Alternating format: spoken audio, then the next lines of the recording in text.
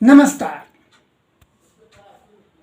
अपने अजीजम अजीज कारपोरेट्स के जगर मगर हजारों हजार झरोखों से समूची दुनिया अपनी बाहों में समेटे महाबाजार का आज भी सबसे प्यारा न्यारा राज दुलारा महामहिम महानायक यदि कोई है तो वह है अमिताभ बच्चन। 82वें साल में प्रवेश करते हुए भी वह आज भी बाजार के विज्ञापन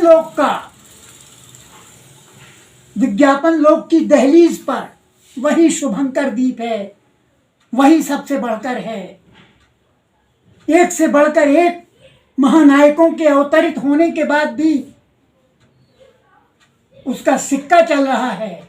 वह अमिताभ बच्चन हैं। वह 81 साल पूरे कर चुका है। वह 82वें साल में प्रवेश कर रहा है। उसे उसके जन्मदिन पर बहुत बहुत बधाई, बहुत बहुत शुभकामनाएं और बहुत बहुत मंगल कामनाएं।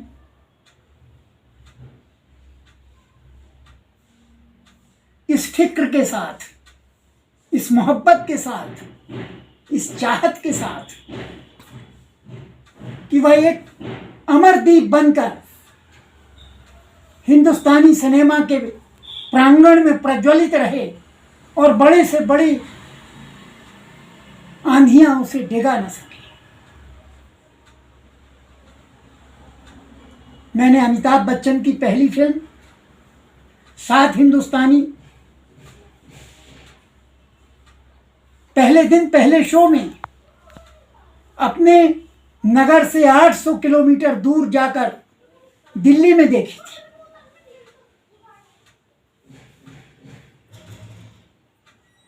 क्योंकि ये बात आश्चर्यजनक लग सकती है, ये बात एक झूठ की तरह भी सामने आ सकती है कि क्यों भाई ऐसा क्या था अमिताभ बच्चन में कि आप पहले दिन पहले शो में देखने पहुंचे थे। तो पहला कारण तो ये कि हम लगभग हर फिल्म पिछले 65 सालों से कम 65 क्यों और इससे भी ज़्यादा 66-67 सालों से हम लगभग हर फिल्म देखते आए हैं, आज भी देखते हैं। और उस फिल्म में तो सबसे बड़ी बात यह थी कि उसमें अमिताभ बच्चन था। हाँ, वह किसी सुपरस्टार का लड़का नहीं था, उसे किसी धूमधाम के साथ पेश नहीं किया गया था, उसे जानने वाला कोई नहीं था, उसका कोई विज्ञापन नहीं किया गया था। फिर क्या बात थी एक बात, क्योंकि मैं साहित्य का विद्यार्थी था और उस समय तक शायद ही कोई बहुत अच्छा उपन्यास बचा हो, शायद कोई बहुत अच्छी कविता बची हो जो हमने ना पढ़ी हो, क्योंकि उस समय तक हम बीए में पहुंच चुके थे, एमए में पहुंचने वाले थे। और हरिवंश राय बच्चन को मैंने अनेक बार कवि सम्मेलनों में सुना था, इलाहाबाद से लेकर जबलपुर तक और जबलपुर से लेकर दिल्ली तक और दिल्ली से लेकर इलाहाबाद के, बनारस के, उन लोगों के साथ मैंने उन्हें देखा था जिनसे मैं हजारों हजार बार मिला हूँ, जो मेरे सबसे प्रियजन हैं, जो हिंदी के लेखक हैं। उनसे ज़्यादा प्रिय मुझे हिंदी सिनेमा के लोग कभी नहीं रहे।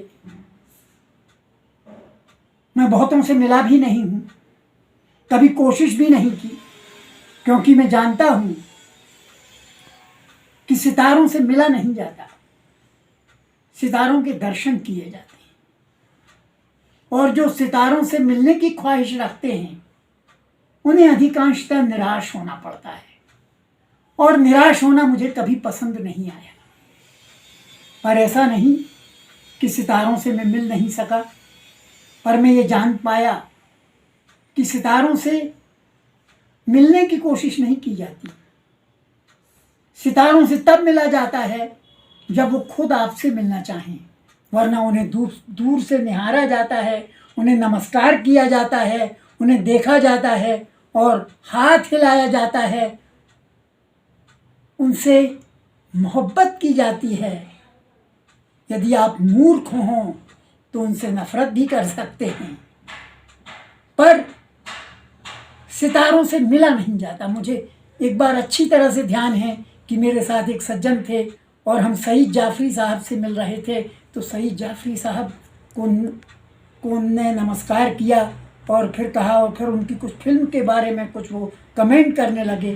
तो सईद जाफरी साहब मुस्कुराकर हाथ जोड़ते हुए बोले, नो फुट नोट्स प्लीज। तो यह समझना चाहिए कि कोई सितारा अपने चाहने वालों से व्यक्तिगत रूप से नहीं मिल सकता, उसकी आवश्यकता भी नहीं होती। उसे आप मिलकर यह बताएं कि आप उसे बहुत चाहते हैं, आपने बहुत फिल्में देखी, इसका उसके लिए कोई महत्व नहीं है, इसलिए कि वो जानता है कि आप इसीलिए मिलने आए ही हैं, इसीलिए मिलना ही चाहते हैं। पर मेरी खुशनसीबी कि दो अपने प्रिय सितारों से मुझे मिलने का शुभ अवसर मिला, और तब मिला जब उन्होंने ही मुझे बुलाया, जब प्रेम पूर्वक मिलाया और मैं उनसे किसी न किसी रूप में, किसी न किसी काम के लिए, किसी न किसी वजह से उनसे मिला और एक लंबी बात हुई, और वो दोनों थे राज कपूर और देवानंद। दोनों ही वहाँ के महामहिम पत्रकारों ने मुझे उनसे मिलवाया था, और राज कपूर तो इसलिए मिले थे क्योंकि उनकी किताब राज कपूर आधी हकीकत आधा फसाना बहुत पसंद की गई थी। उसको कई प्रकाशकों ने छापा, कई बार छापा गया उसे, और वह आज भी लोग कहते हैं कि हाँ, वही आधी हकीकत आधा फसाना वाले प्रहलाद अग्रवाल। भले ही उसके बाद मेरी न जाने कितनी किताबें छपी, कितनी किताबें सामने आईं, मगर वह किताब थी, वह किताब आज भी अपनी जगह मौजूद है। उस किताब का कोई दूसरा प्रतिरूप कभी नहीं हो सका। भले ही मैंने शायद ही ऐसा कोई महत्वपूर्ण निर्देशक बचा हो जिस पर मैंने ना लिखा। और एक समय के बाद मैंने पत्रिकाओं में लिखना तो लगभग 20 सालों से कम ही हो गया, बहुत ही कम हो गया। ऐसा नहीं कि नहीं लिखता हूँ, आज भी लिखता हूँ। हर तरह की पत्रिकाओं में मैंने लिखा, चाहे वो साहित्यिक पत्रिकाएं हों, चाहे अर्ध साहित्यिक पत्रिकाएं हों, चाहे फिल्मी पत्रिकाएं हों, और चाहे बेहद पॉपुलर किस्म की फिल्म पत्रिकाएं हों, और चाहे वे बेहद साहित्यिक किस्म की फिल्म साहित्यिक पत्रिकाएं हों, उनमें छापे गए और बड़े लंबे लंबे लेख छापे गए। तो मैंने कहीं भी किसी भी तरह का कोई रिजर्वेशन रखा ही नहीं कि यहाँ नहीं छपना है या यहाँ छपना है। शायद ही ऐसा कोई अखबार बचा हो जिस अखबार में हमने ना लिखा हो। और हर बार मैंने एक ही ज़ुबान का इस्तेमाल किया, जिस ज़ुबान की फ़िल्मों के बारे में मैंने लिखा, और उसे मैं हिंदी ज़ुबान नहीं कहता हूँ, उसे मैं हिंदुस्तानी ज़ुबान कहता हूँ, क्योंकि उस हिंदुस्तानी ज़ुबान में रज़िया सुल्तान भी है, मुग़ल आज़म भी है, हलाकू भी है, और उसी में हरियाली और रास्ता है, और उसी में संगम है, और उसी में शतरंज के खिलाड़ी है। तो जो एक ये लंबा सिलसिला था सिनेमा से मोहब्बत का, इस सिनेमा से मोहब्बत में अमिताभ बच्चन से भी तरह तरह से मैंने लिखा, और शायद अमिताभ बच्चन उन हिंदी अभिनेताओं में से हैं जिनके बारे में सबसे अधिक किताबें लिखी गई। 2-3 तो मेरे मित्रों ने ही लिखी, और वे अलग अलग ढंग से। जो पहली किताब थी शायद आसे अमिताभ, वह तो मेरे परम मित्र ने लिखी थी, और उन्होंने उसका बयान भी किया था कैसे वो अमिताभ बच्चन से मिले। तो मैंने कहा, भाई देखो, मैं तो कोशिश भी करूं तो नहीं पहुंच सकता, और मैं कोशिश ही क्यों करूंगा, क्योंकि एक बार जब एक पत्रिका में लिखने पर, बहुत पॉपुलर पत्रिका थी, लाखों की तादाद में छपती थी, और उसमें एक लेख मैंने लिखा था, जी हाँ फिलहाल आप टॉप पर हैं, और उसमें शायद कुछ कहा जाता है कि संपादक महोदय या जो मालिक भी थे, वो संपादक भी थे, उन्होंने कहा कि भाई देखो, ये पसंद नहीं किया गया, ये वहाँ से आपत्ति आई है, या उन्होंने मुकदमा करने की, मानहानि का दावा करने की धमकी दी है, कुछ ऐसा वो उन्होंने बताया, और कहा कि देखिए, जल में रहकर मगर से बैर नहीं किया जा सकता है, अब हम आपका कुछ नहीं छापेंगे। हमने कहा मत छापिए, क्योंकि तब तक तो मैं प्रोफेसर था और लगभग 35-37 साल मैंने महाविद्यालयों में हिंदी साहित्य पढ़ाया। मगर अफसोस जिंदगी भर ये रहा कि मुझे उच्च कक्षाओं में पढ़ाते वक्त भी कभी मधुशाला पढ़ाने का अवसर नहीं मिला, इसलिए कि हमारे यहाँ रिजर्वेशंस हैं कि हमने सिनेमा को या नीरज, जो लोकप्रिय कवि थे, नीरज थे, बच्चन थे और अनेक कवि थे, उनको कभी महाविद्यालयों में पढ़ाने लायक समझा ही नहीं। और शायद यही कारण हो कि अमिताभ बच्चन जो एक ऐसे महाकवि के सुपुत्र हैं, जिसके कारण वो मेरे लिए किसी भी सुपरस्टार के बेटे से भी बढ़कर थे, इसीलिए मैंने पहले दिन पहले शो में दिल्ली जाकर फिल्म देखी थी 7 हिंदुस्तानी। जैसे मैंने पहले दिन पहले शो इलाहाबाद जाकर मानसरोवर सिनेमा में तीसरी कसम देखी थी। और यूं तो मैंने हिंदुस्तान के लगभग तमाम शहरों में, तमाम सिनेमा घरों में 1935 से लेकर आज तक की जितनी भी फिल्में उपलब्ध हैं सब देखी हैं। और उनमें जो कभी भुलाए नहीं भूलते हैं, और एक अकेले अमिताभ बच्चन नहीं है, मैं झूठ नहीं बोलूँगा, ऐसे अनेकानेक हैं। और उनकी फिल्मों को आज भी मैं बार बार दोहरा कर देखता हूँ, नई फिल्मों के साथ ही, क्योंकि मैं मानता हूँ कि सिर्फ पुराना तब तक जीवित नहीं रह सकता जब तक वो नए पौध को न सींचे। और अमिताभ बच्चन ने जो सबसे बड़ा काम किया वो यह है कि अपने वर्चस्व को कायम रखते हुए भी नई पौध को सींचा। बड़े बड़े महामहिम नायकों ने, खास तौर से मैं कहूँगा दिलीप कुमार साहब ने, बहुत बड़े अभिनेता, हम मानते हैं कि अमिताभ बच्चन भी जब तक उन्हें अपना प्रेरणा स्रोत बता दिया करते हैं और सच ही दिल से बताते होंगे, मुझे पक्का विश्वास है, क्योंकि हर अभिनेता सोचता है आज की वही ऊंचाई है। और जितना आज पैसा एक रणबीर कपूर को या रणवीर सिंह को मिलता है एक फिल्म के लिए, उतना तो समूची जिंदगी में राज कपूर ने नहीं कमाया होगा।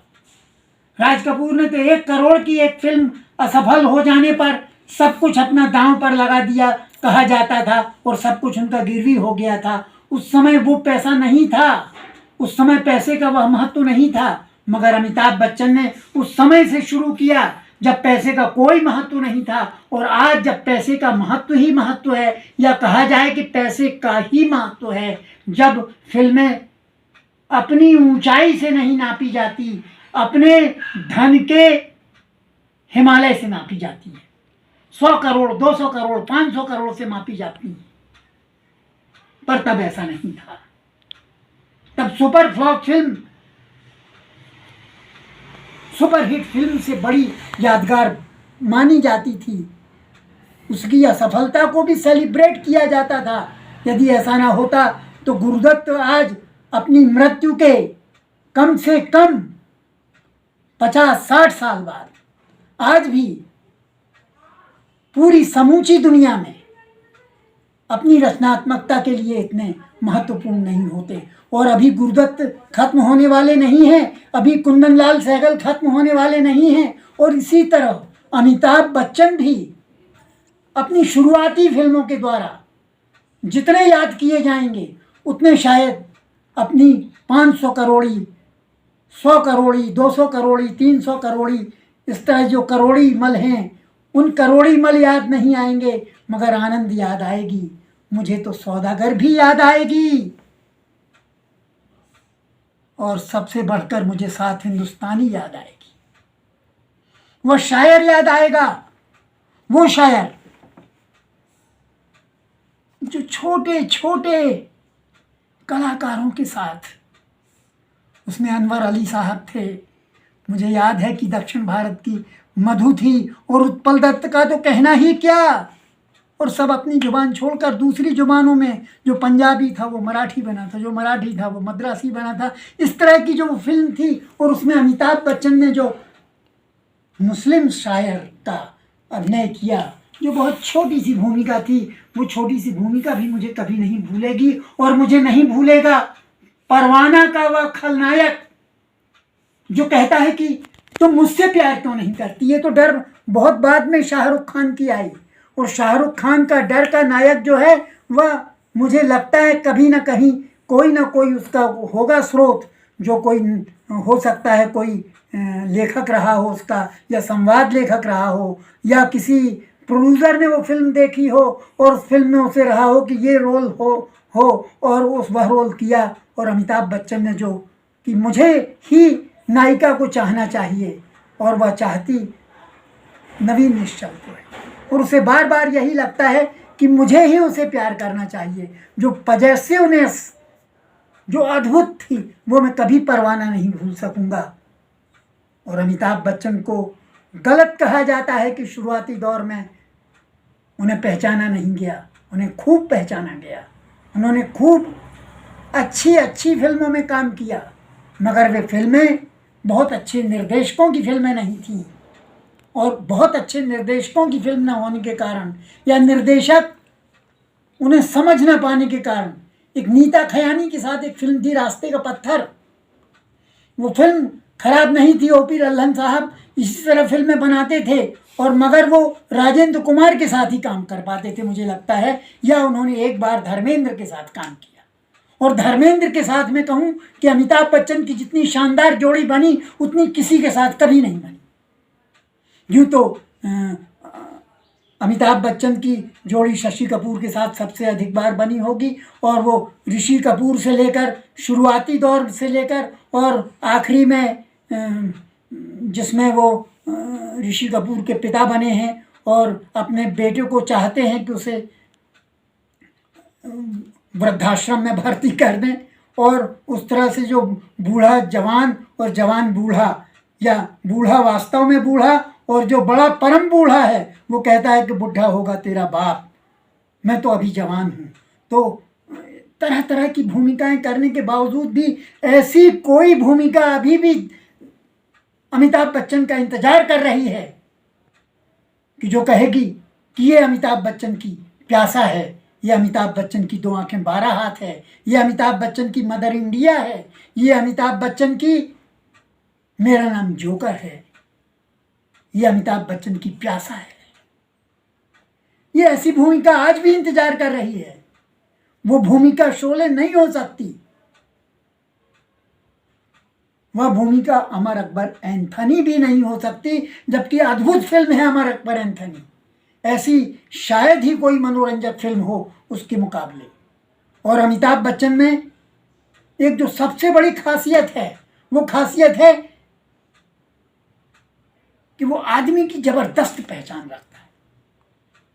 यदि न रखता होता तो इस तरह अपने आप को मनमोहन देसाई के लिए समर्पित कभी नहीं करता। वह समझदार आदमी है, पढ़ा लिखा आदमी है, बुद्धिमान आदमी है, मगर उसने बुद्धि को ताक पर रखकर मनमोहन देसाई के साथ काम किया, क्योंकि वो जानता था कि ये आदमी नब्ज जानता है उस गरीब आदमी की, उस सबसे दबे चपे आदमी की, जिस तक सिनेमा सबसे अधिक तीव्रता से पहुंचता है, सबसे अधिक मोहब्बत से पहुंचता है, और वह मोहब्बत ही सबसे बढ़कर सबसे बड़ी चीज़ है, और वही सिनेमा को जिंदा रखती है।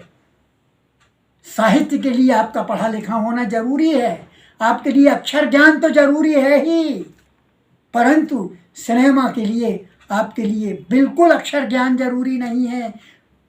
वह देखने से ताल्लुक़ रखता है, वह सुनने से ताल्लुक़ रखता है। इसीलिए हमारे यहाँ सिनेमा में, ख़ासतौर से हिंदुस्तानी सिनेमा में, सबसे बढ़कर महत्व जो 2 चीज़ों का हम मानते हैं, एक है संगीत और दूसरा है सौंदर्य। वह सौंदर्य सिर्फ स्त्री में नहीं होता, पुरुष में भी होता है, मनुष्यता का सौंदर्य जिसे आप कह सकते हैं। और आज इन दोनों चीज़ों का बड़ा अभाव है। वह मानते हैं कि शायद दिल निकाल कर रख देते हैं, और अमिताभ बच्चन इसे कैसे नहीं पहचानेंगे। उन्होंने वहीदा रहमान के साथ नायक की भूमिका भी की है और वहीदा रहमान उनकी माँ भी बनी है। तो जो खूबसूरती है वो अंतर्मन की भी है। तो उस अंतर्मन की खूबसूरती को पेश करने का कोई ऐसा मुकाम अभी तक हमें नहीं मिला कि अमिताभ बच्चन के पास आया हो जिसे हम कह सकें अमिताभ बच्चन की ही फिल्म है। आनंद अमिताभ बच्चन की फिल्म नहीं है, यहाँ तक कि शोले भी अमिताभ बच्चन की ही फिल्म नहीं है। एक ही फिल्म होती है जिसे कहा जाए यह उसी की फिल्म है। जैसे प्यासा गुरुदत्त की ही फिल्म है, कागज के फूल गुरुदत्त की और वहीदा रहमान की फिल्म है। ऐसी कोई शानदार युति सिलसिला भी नहीं हो सकी, कभी कभी भी नहीं हो सकी। उसमें अमिताभ बच्चन और यहाँ तक कि यश चोपड़ा से भी आगे निकल गए यदि कोई, तो वे थे खय्याम साहब। तो बहुत सारी चीज़ों का समुच्चय होती है फिल्म, मगर एक एक उसमें दीप शिखा ऐसी होती है जो दीप शिखा सबसे बढ़कर जगमगाती है। जैसे मदर इंडिया में नरगिस थी कि महबूब खान भी उनके सामने मध्यम पड़े दिखाई देते हैं। क्रिएशन महबूब साहब का ही था, मगर जो क्रिएशन था वह क्रिएट करने वाले से बड़ा हो गया था। अमिताभ बच्चन से आज भी उस क्रिएटिविटी का इंतजार है जिन्होंने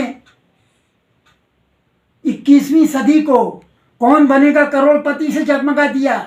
करोड़पति बनने के लिए करोड़ों करोड़ दौड़ पड़े और वो ये नहीं समझ सके कि यदि कोई करोड़पति बनेगा तो सिर्फ अमिताभ बच्चन ही बनेगा, बाकी सब तो दौड़ में शामिल रहेंगे कि हम करोड़पति बन जाएं।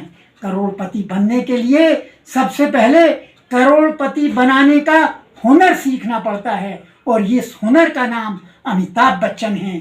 और उस अमिताभ बच्चन को सलाम, नमस्कार, और आप सब लोगों को नमस्कार। और मैं चाहता हूँ कि वो जुग जुग जिएं और एक ऐसी शानदार फिल्म देखें, एक ऐसी शानदार फिल्म देकर जाएं जो सैकड़ों साल तक याद रहे, युगों युगों तक याद रहे, पीढ़ियों तक याद रहे। और इसके लिए अमिताभ बच्चन तो कभी बूढ़े हो ही नहीं सकते, क्योंकि उनकी पहली पारी जितनी बड़ी थी उससे बहुत बड़ी उनकी दूसरी पारी है। मैंने बहुत पहले तो नहीं, चंद सालों पहले ही एक पत्रिका में लिखा भी था कि पहली पर भारी दूसरी पारी। तो वह वृद्धावस्था में जितने जवान दिख रहे हैं उतने जवान तो शायद जवानी में भी नहीं थे। और आज उनकी जवानी जिस तरह से मुखरित हो रही है वह और जवान होने की तमन्ना जगाए अपने भीतर और ऐसी अद्भुत फिल्में दे, ऐसे अद्भुत स्वांग रचे। स्वांग भी बहुत बड़ी चीज़ें हैं। मेरा नाम जोकर एक स्वांग ही थी। तो इस स्वांग की प्रतीक्षा करते हुए, इस अनुपम की प्रतीक्षा करते हुए एक बार फिर अमिताभ बच्चन को जन्मदिन की बहुत बहुत शुभकामनाएं, बहुत बहुत मंगल कामनाएं। नमस्कार दोस्तों, नमस्कार।